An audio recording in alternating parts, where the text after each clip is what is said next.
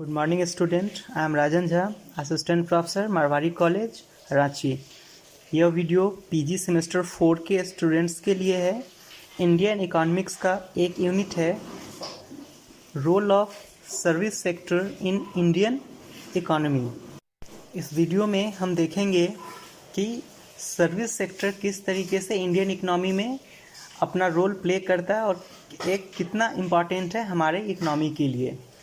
तो हम सब लोग जानते हैं कि किसी भी इकोनॉमी का 3 सेक्टर है, प्राइमरी, सेकेंडरी और टर्शियरी सेक्टर।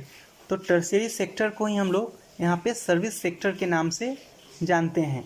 तो हम अलग अलग स्लाइड के थ्रू कुछ इम्पॉर्टेंट पॉइंट्स को नोट कर रहे हैं और इसी को हम आपको एक्सप्लेन कर रहे हैं। तो पहला सेकेंड स्लाइड देखिए, role of service sector in Indian economy. तो फर्स्ट पॉइंट है, services play a central role in the economies of both developed and developing countries. मतलब ये जो सर्विस सेक्टर है यह एक केंद्रीय रोल है, इसका एक केंद्रीय महत्व है इसका, चाहे वो इकोनॉमी डेवलप्ड हो या डेवलपिंग हो, किसी तरीके का इकोनॉमी हो, उसमें जो सर्विस सेक्टर है वो एक सेंट्रल रोल प्ले करता है, एक काफ़ी इम्पॉर्टेंट रोल प्ले करता है। अब है कि सर्विस सेक्टर के कंपोनेंट्स क्या हैं। तो जो सर्विस सेक्टर है, सर्विस सेक्टर के कंपोनेंट्स हैं, सेकेंड पॉइंट देखिए, this service sector comprises trade, hotels and restaurant, construction, electricity, transport, storage, communication, banking, insurance, education and research, medical and health, real estate and business services and other services, computer services type different things comes under this category। means अब ये जो service sector है ये वो क्षेत्र है जो कोई गुड्स नहीं प्रोड्यूस करता है, यह क्या करता है, सर्विस रेंडर करता है, सर्विस आपको प्रोवाइड करता है।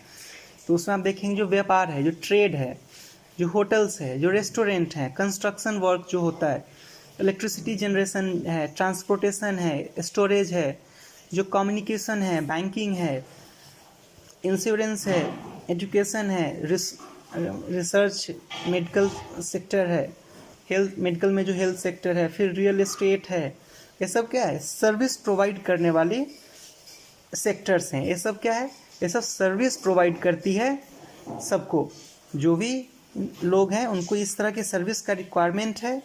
अब मान लीजिए हम ट्रांसपोर्ट सर्विस का यूज़ करते हैं, तो ट्रांसपोर्ट क्या है, हमको ट्रांसपोर्टेशन में काफ़ी इम्पॉर्टेंट है। जैसे कि आप ट्रांसपोर्ट सर्विस आप यूज़ कर रहे हैं कहीं भी, तो क्या मिल रहा है आपको, एक सर्विस मिल रहा है ट्रांसपोर्टर के थ्रू। आप कम्युनिकेशन, हम कई मीडियम से कम्युनिकेट करते हैं, इंटरनेट के थ्रू, फ़ोन के थ्रू, ये सब क्या है, मीन्स ऑफ कम्युनिकेशन है। और ये हमें क्या करता है, एक सर्विस प्रोवाइड करता है कि हम एक दूसरे के साथ कम्युनिकेट करते हैं अलग अलग मीडियम के थ्रू। इंश्योरेंस सेक्टर है, बैंकिंग सेक्टर है, बैंकिंग में भी देखते हैं कि आप कई सेवा आपको प्रोवाइड किया जाता है, आपको लोन हो, आपको बैंक डिपॉजिट करना हो, या कई तरह के सर्विसेज जो हैं हमें बैंक के थ्रू मिलता है। पहले क्या था कि बैंक का भी लिमिटेशन था कि सिर्फ ट्रांजैक्शन करता था, किस तरीके का, हमारा डिपॉजिट लेता था और लोन देता था। लेकिन मॉडर्न टाइम में आप देखिएगा बैंकिंग का जो एरिया है वो काफ़ी विकसित है, काफ़ी विकास किया है। और उसका बाद इंश्योरेंस है, एजुकेशन एंड रिसर्च है, मेडिकल एंड हेल्थ है, ये सब क्या है, सर्विस हम मिलता है, इससे हम सर्विस लेते हैं। तो इस तरह से देख रहे हैं कि ये सब क्या है, कंपोनेंट है सर्विस सेक्टर का। नेक्स्ट देखते हैं, next point, in Indian economy service sector is the axis of development. अगर आप ट्रेंड को देखिएगा इंडियन इकोनॉमी के डेवलपमेंट में, तो सर्विस सेक्टर का काफ़ी इम्पॉर्टेंट रोल है। वो एक तरह से एक्सिस, एक धुरी के रूप में अभी काम कर रहा है जो हमारा सर्विस सेक्टर है।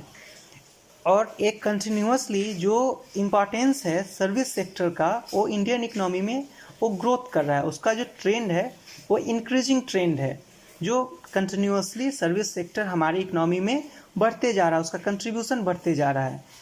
अभी 2018-19 का जब डेटा देखिएगा तो उसमें पता चलेगा कि जो नेशनल इनकम है या जीडीपी, उसमें लगभग 55% शेयर जो है वो सर्विस सेक्टर का है। उसका ग्रोथ रेट भी, अगर उसी फाइनेंशियल ईयर में इसका ग्रोथ रेट देखिएगा 7.5% ग्रोथ रेट है इस टर्शियरी सेक्टर या सर्विस सेक्टर का, जो आप कह सकते हैं कि इकोनॉमी में सबसे बड़ा कंट्रीब्यूशन, जो लार्ज कंट्रीब्यूशन है वो सर्विस सेक्टर का है। और ग्रोथ में भी अगर देखिएगा तो 7.5 है।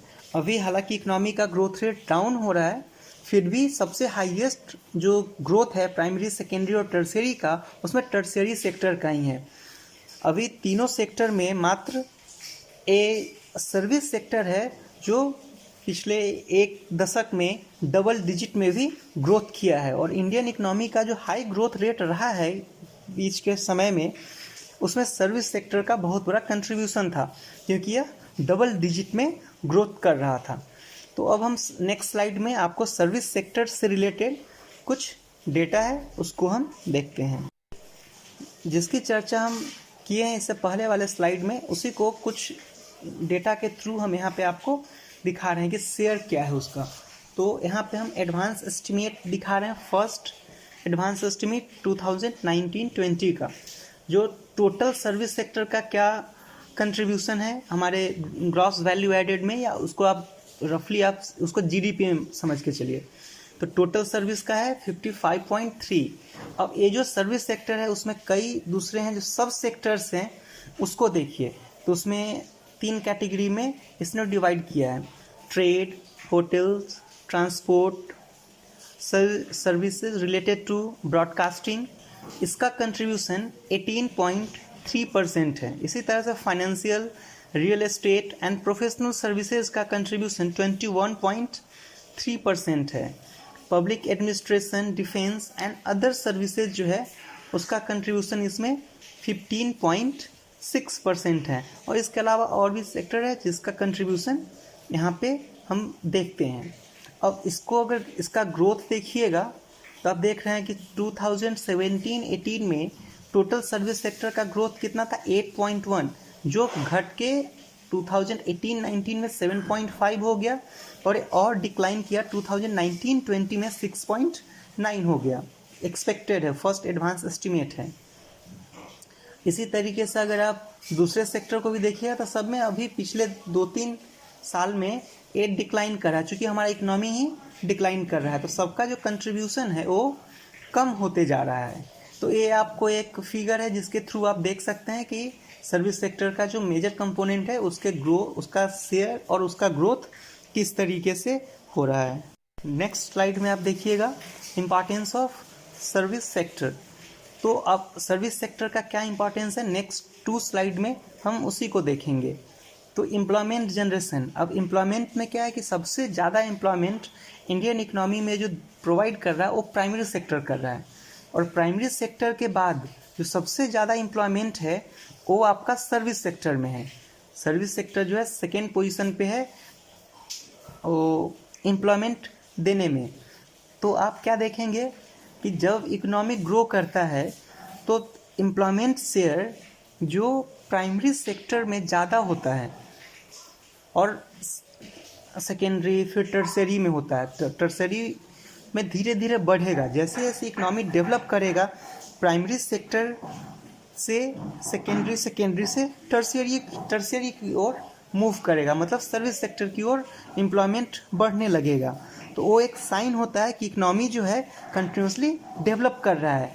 अगर हमारा सर्विस इकोनॉमी डेवलप करेगा तो प्राइमरी का जो शेयर है एम्प्लॉयमेंट में डिक्रीज करेगा और सेकेंडरी टर्शियरी का इंक्रीज करता है। इसी तरह कंट्रीब्यूशन इन सर्विस एक्सपोर्ट। अब हम देखेंगे जो इंटरनेशनल ट्रेड हम करते हैं उसमें इस सर्विस सेक्टर का क्या रोल है। तो जो इंडिया का जो सर्विस सेक्टर है वो लीडिंग है, जो एक्सपोर्ट में हम लीडिंग पोजीशन में हैं। और इसका जो कंट्रीब्यूशन है जो मर्केंडाइज एक्सपोर्ट है, मर्केंडाइज एक्सपोर्ट का मतलब क्या होता है कि जो गुड्स एंड सर्विस का एक्सपोर्ट है उसके तुलना में सर्विस सेक्टर का जो एक्सपोर्ट है वो ज़्यादा है।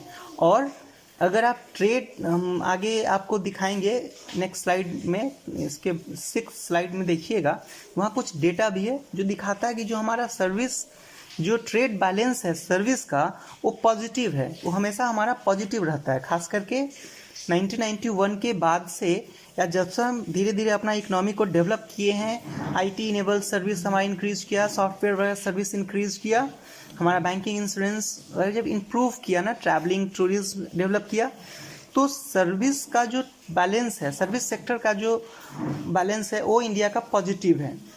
तो उसको हम एक छोटा सा एग्जांपल 2 साल का हम दिखा रहे हैं कि 2018-19 में ये जो था हमारा 2018 में $77.6 बिलियन का हम सरप्लस जनरेट किए, और 2019 में हम $81.9 बिलियन का हम बैलेंस मतलब हम जनरेट किए हैं। इसी हमारा सरप्लस था सर्विस के ट्रेड से, मतलब सर्विस सेक्टर से जो आप एक्सपोर्ट करते हैं ना, उसका ये दिखा रहा है कि ये आपका जो बैलेंस है, जो आप सर्विस का एक्सपोर्ट करते हैं और सर्विस का इंपोर्ट करते हैं, उस दोनों के बीच का डिफरेंस होता है आपका ट्रेड बैलेंस, सर्विस का ट्रेड बैलेंस। तो सर्विस का ट्रेड बैलेंस हमारा पॉजिटिव रहता है।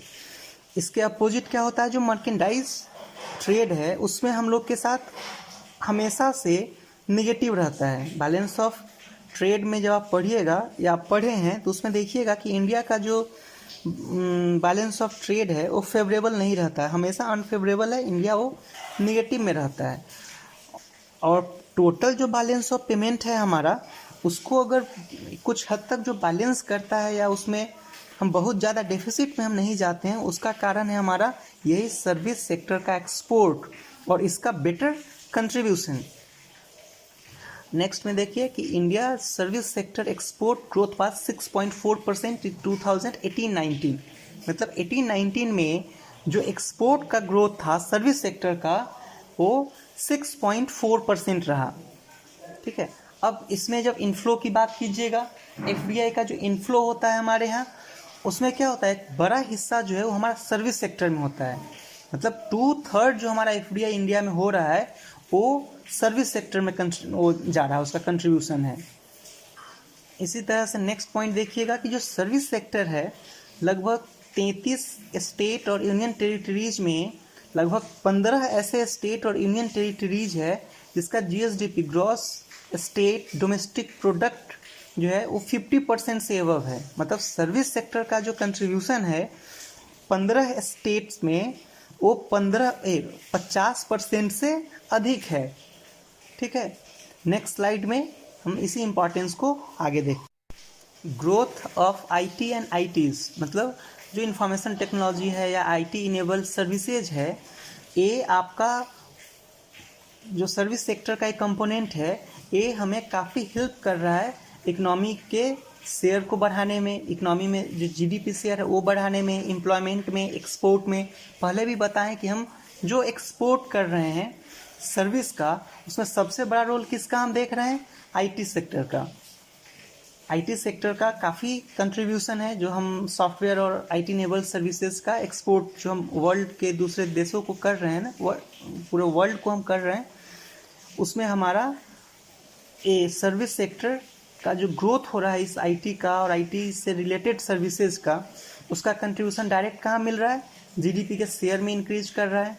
वो सेक्टर जो है आईटी और आईटी इनेबल्ड सर्विस है, उसमें एम्प्लॉयमेंट बढ़ रहा है। हमारा जो सर्विस एक्सपोर्ट है वो बढ़ रहा है। वो क्यों बढ़ रहा है, क्योंकि यहाँ पे IT and IT enabled service का ग्रोथ हो रहा है। इसी तरह development of infrastructure and communication service, जो हमारा इंफ्रास्ट्रक्चर का डेवलपमेंट है या कम्युनिकेशन सर्विस का डेवलपमेंट है, ये भी एक रोल प्ले कर रहा है कि जो सर्विस, जैसे हमारा जो इंफ्रास्ट्रक्चर है उसके एक्सपेंशन में जो मैनेजमेंट जो रोल प्ले कर रही है वो काफ़ी इम्पॉर्टेंट रोल प्ले कर रही है। अभी जो आप देख रहे हैं ट्रांसपोर्टेशन का इंक्रीज हो रहा है, कम्युनिकेशन सर्विस वहाँ इंक्रीज कर रहा है, तो ये बेसिक इंफ्रास्ट्रक्चर है और इस इंफ्रास्ट्रक्चर को यही पूरा कर रहा है हमारा सर्विस सेक्टर, मतलब एक टर्सरी सेक्टर है। और जितना ज़्यादा ये सब सर्विस इंक्रीज करेगा, इसका जितना ज़्यादा डेवलपमेंट होगा ट्रांसपोर्टेशन का, कम्युनिकेशन का, उतना ज़्यादा इकनॉमी हमारा स्ट्रांग होगा। इसी तरीके से इसका रोल ह्यूमन डेवलपमेंट में भी ये काफ़ी इम्पॉर्टेंट रोल प्ले करता है। अब जितना वैल्यूएबल सर्विस देखते हैं, जैसे हेल्थ सर्विस है, एजुकेशनल फैसिलिटीज़ है, IT and ITs enable services है, स्किल डेवलपमेंट है, स्पोर्ट्स है, कल्चरल सर्विसेज है, एक्टिविटीज़ है।